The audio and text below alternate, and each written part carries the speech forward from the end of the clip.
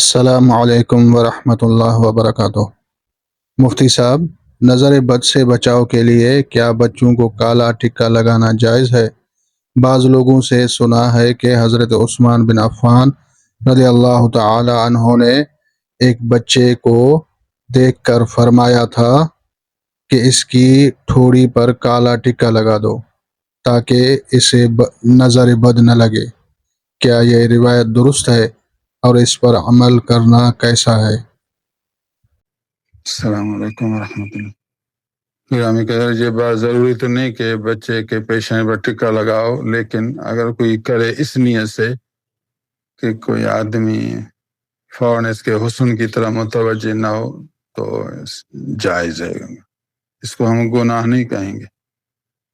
اس نیت سے ٹکا لگائے کہ کوئی یا حسن کی طرح متوجہ ہو کر بری نظر سے نہ دیکھے تو ٹھیک ہے۔ بعض روایتوں میں آیا ہے کہ حضرت عثمان غنی نے یہ لفظ کہا ہے۔ نیت اچھی ہے تو صحیح ہے۔ واقعی آج کل غیر مسلم بھی ٹکا لگاتے ہیں،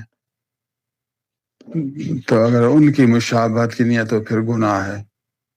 نیت اچھی ہے، اس کی گنجائش ہے، لازم نہیں، ضروری نہیں، گنجائش ہے، جائز ہے۔ باقی رہا سب سے بہترین طریقہ قل اعوذ برب الفلق، قل اعوذ برب الناس پڑھ کر دم کرو، لا حول ولا قوت پڑھ کر دم کرو، یہ اچھی باتیں ہیں۔